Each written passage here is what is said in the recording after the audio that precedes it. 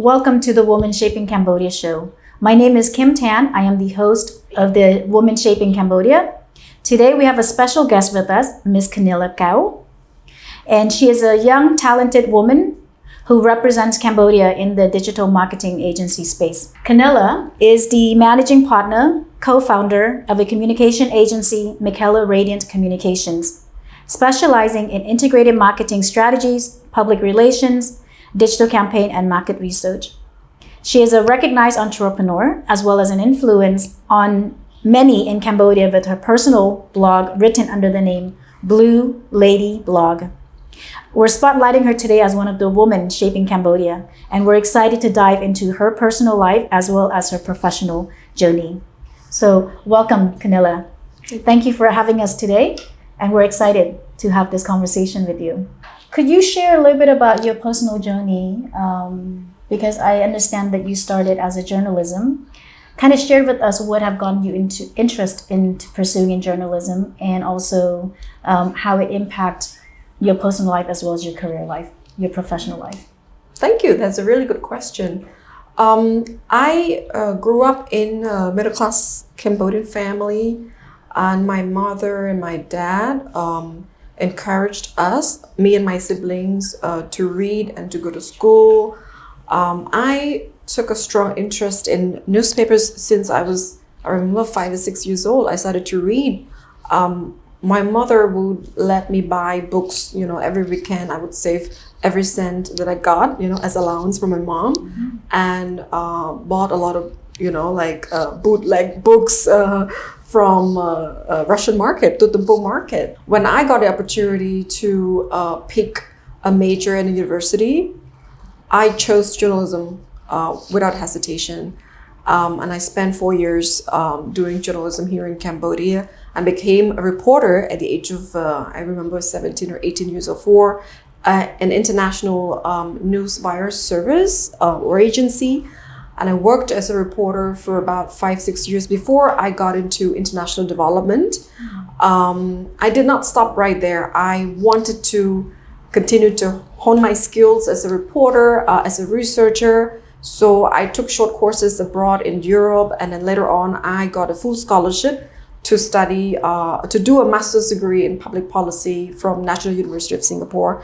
And when I came back, I decided to, look for an opportunity and also set up a company on my own.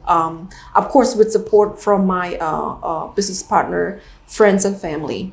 So would you say your love for journalism in terms of writing and interviewing has an impact on your idea of creating your own agency in communication? Yes, indeed. If you look at my Facebook profile, I grew up in journalism. I really do love journalism, even if I don't do so much of it right now. I think whatever I did in the past really has influenced the way I look at the world. It has helped shape me into becoming a more thoughtful person, more of a listener than a speaker, I would say. Like, I listen first before I give comments. So yeah, it's really an important skill that has really benefited me, and of course a lot of other people as well, especially those that spend time crafting their journalistic skills and working in that field. What made you decide to not take a back step? I guess that would the back role. But also, how do you feel about it, and how do you feel people perceive you when you're out and about talking about your company? I'm a driven individual, and that comes from having a very outspoken mother who would not let anybody talk over her. But and I remember a few words that she said to me. One of them was, be visible, because your visibility, you won't know the impact, but of course it would help shine, on some darkness you don't know. So that's part of the reason why I push myself to be more visible, especially in the business industry or business among the business community. there are some people that came to me and said, oh, I prefer to be quiet, to, like we said earlier, women, to just let, other people talk on behalf of them. But of course, one of the philosophies of Mekhala that we often say to our clients and our friends and communities, if you don't tell the stories, other people will. So that's part of the reason why I also keep motivating myself to be part of the community, to lend a hand and to speak out if I have the opportunity to, and to help motivate other women and men, because they too motivate me to be who I am today and to be here today. What is your feeling about Cambodia and Cambodian women in general? Because we are talking about, empowering women by having role models such as yourself, to share your stories, share your journey, to be an inspiration to them. What would you say in Cambodia for women, the 3 challenges that you see that are facing them in their career and also in their personal life? First of all, I must say Cambodian women are very resilient people.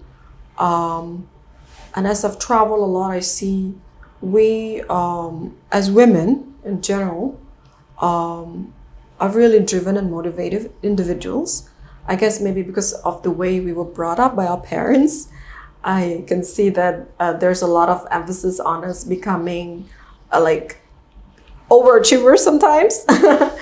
And I see as we get older, we kind of multitask and raising our kids, doing business, ensuring that the family is financially sufficient, stable and stuff like that. But of course, among all of that, there are challenges facing all the women, not just in Cambodia, but also in the world.